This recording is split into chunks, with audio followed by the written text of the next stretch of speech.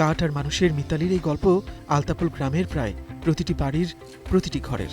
এখানকার প্রতিটা বাড়ি যেন একটা শিল্পকুটির।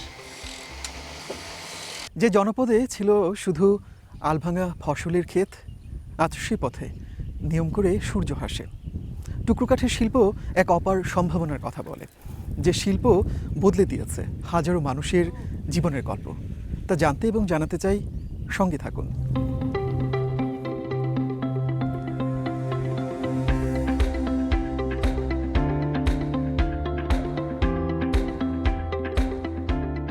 ভাবনার ক্যানভাসে রূপসী বাংলার শান্ত স্নিগ্ধ যে ছবিটা উঁকি দেয় আলতাপুল গ্রাম ঠিক তেমনই, যেন আলতা রাঙা কোনো এক গাঁ। এতটুকুও কৃত্রিমতা নেই, পুরো জনপদ যেন মাটি আর মানুষের ভালোবাসায় মোড়ানো এক উপাখ্যান।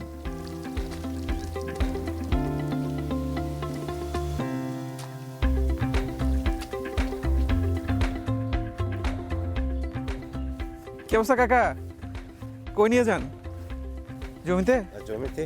আচ্ছা আচ্ছা, দেখেন সাবধানে।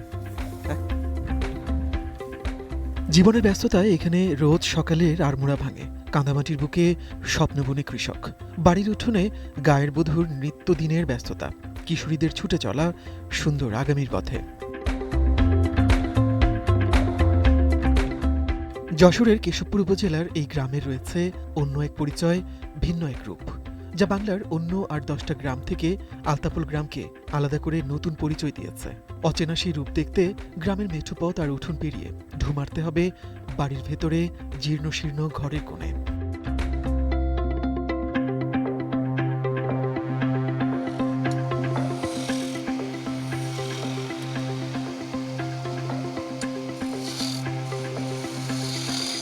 খুপড়ির মতো এক একটা ঘরে নিবিষ্ট মনে কাজ করছেন একদল কাঠমিস্ত্রি।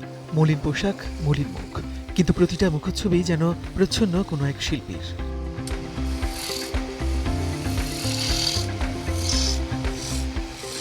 চিত্রশিল্পীরা যেমন ব্যক্তিগত অনুভূতি কিংবা মানসিক যন্ত্রণাকে রং তুলিতে ফুটিয়ে তোলেন, এই কাঠশিল্পীরা ঠিক তেমনই অমসৃণ কাঠে জীবনের ছবি আঁকেন, তৈরি করেন নান্দনিক সব শৌখিন পণ্য। কাঠ আর মানুষের মিতালির এই গল্প আলতাপুল গ্রামের প্রায় প্রতিটি বাড়ির প্রতিটি ঘরের। এখানকার প্রতিটা বাড়ি যেন একটা শিল্পকুটির।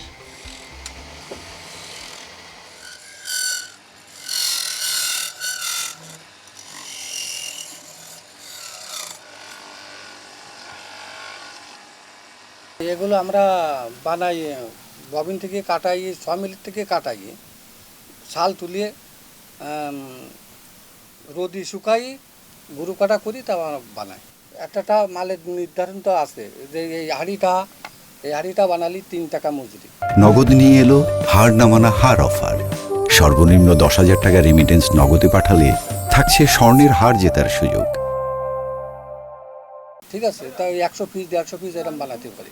আর ওই যে হামান বীজটা আমি বানাই, ওটা হলো ৫০ পিস বানালি ৫০০ টাকা, ১০ পিস ১০ টাকা করি। আর ১৬ টাকা পিস, ৪০ পিস ৫০ পিস বানালি ৬০০ টাকা ৭০০ টাকা এরকম আসে। এই হিসাব করি কাজ করি। প্রশিক্ষণ আমাদের একজন নিয়ে আসছিল ইন্ডিয়ার থেকে,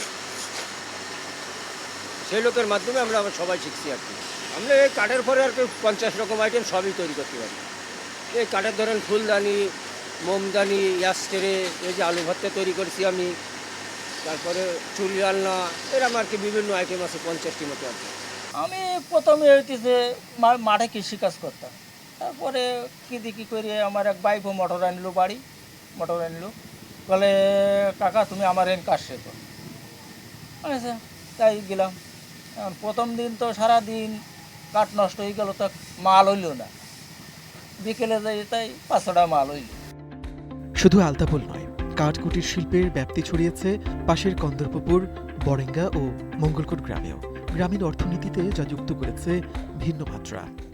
এতটা প্রসাদ ছিল না।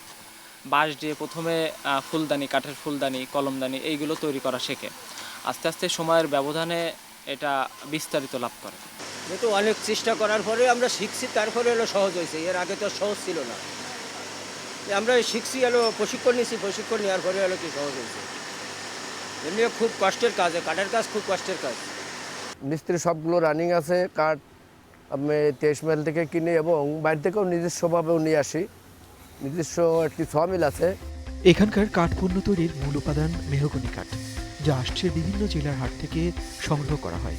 তারপর নির্দিষ্ট মাপে কাটা হয় করাত কলে। টুকরো কাঠের ছাল ওঠানোর পর রোদে শুকানো হয় কয়েকদিন। পরের ধাপে এসব টুকরো কাঠ চলে যায় কারখানায়।